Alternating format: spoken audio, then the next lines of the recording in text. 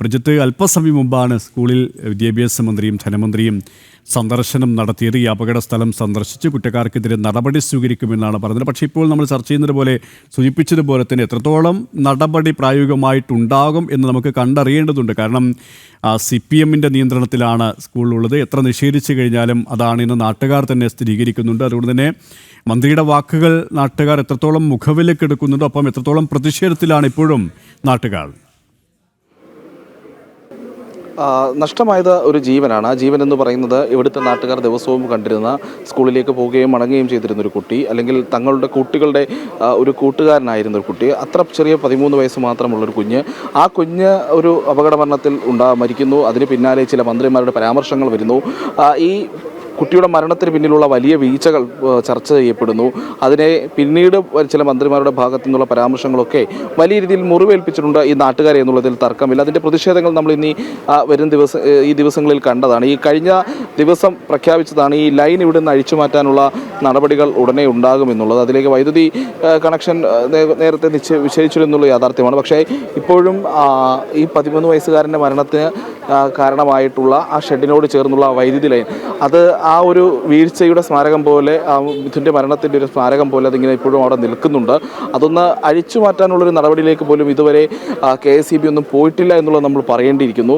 ഇന്ന് ബാലാവകാശ കമ്മീഷൻ എത്തി ഇത് അഴിച്ചു മാറ്റുന്നതിനുള്ള അപേക്ഷ സ്കൂളിൻ്റെ ഭാഗത്ത് നിന്ന് കൊടുക്കുമെന്ന് പറഞ്ഞിട്ടുണ്ടെങ്കിലും അതിനപ്പുറത്തേക്ക് അതിൽ നടപടികൾ സ്വീകരിച്ചിട്ടുണ്ടോ എന്നുള്ള കാര്യത്തിൽ ഇപ്പോഴും വ്യക്തതയില്ല.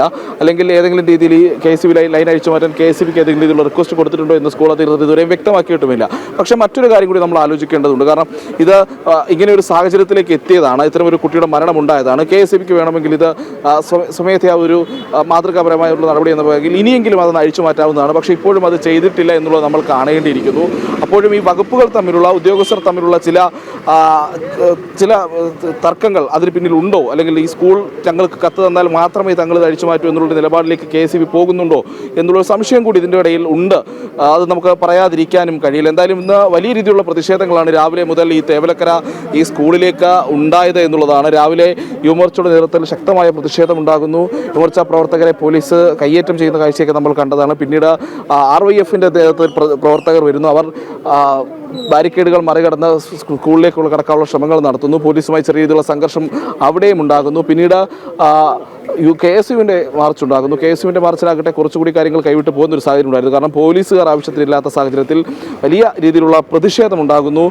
ബാരിക്കേഡുകൾ മറികടന്ന് പ്രവർത്തകർ വരുമ്പോൾ അവരെ നിയന്ത്രിക്കാൻ ആവശ്യത്തിന് പോലീസുകാരില്ലാത്തൊരു സാഹചര്യം പിന്നീട് അത് കൂടുതൽ പോലീസിലേക്ക് എത്തിച്ചിട്ടാണ് അവരെ ഇവിടുന്ന് മാറ്റിയത്. അങ്ങനെ സംഘടനകളുടെ പ്രതിഷേധം ഉണ്ടാകുന്നു. പിന്നാലെ നമ്മൾ ഇന്ന് രാവിലെയും കണ്ടതാണ് എങ്ങനെയാണ് ഇവിടുത്തെ പ്രാദേശികമായിട്ടുള്ള ആളുകൾ ഈ വിഷയത്തിൽ പ്രതിഷേധിക്കുന്നത്, അല്ലെങ്കിൽ പ്രതികരിച്ചു കൊണ്ടേയിരിക്കുന്നത് എന്നുള്ളതാണ്. അങ്ങനെ ഒരു നാട് മുഴുവൻ അതിൻ്റെ ദുഃഖത്തിലാണ്. അങ്ങനെയുണ്ടായുള്ളൊരു അപകടത്തിൻ്റെ, ഒരു മരണത്തിൻ്റെ, ഒരു സർക്കാരിൻ്റെയോ അല്ലെങ്കിൽ വിവിധ വകുപ്പുകളുടെ എല്ലാം വീഴ്ച എന്ന് പറയാവുന്ന ഒരു സംഭവത്തെ വിളിച്ചു വരുത്തിയ ഒരു ദുരന്തത്തിൻ്റെ അതിൻ്റെ വേദനയിലും വിങ്ങലിലും പ്രതിഷേധത്തിലും തന്നെയാണ് ഈ തേവലക്കരയിലെ ജനങ്ങളുള്ളത്.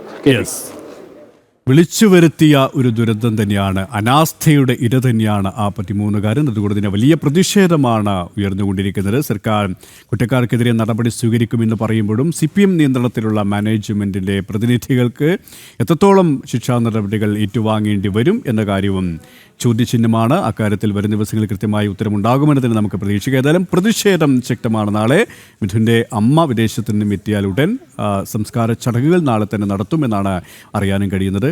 പ്രജിത് മോഹനാണ് വിശദാംശങ്ങൾ നൽകിയത്.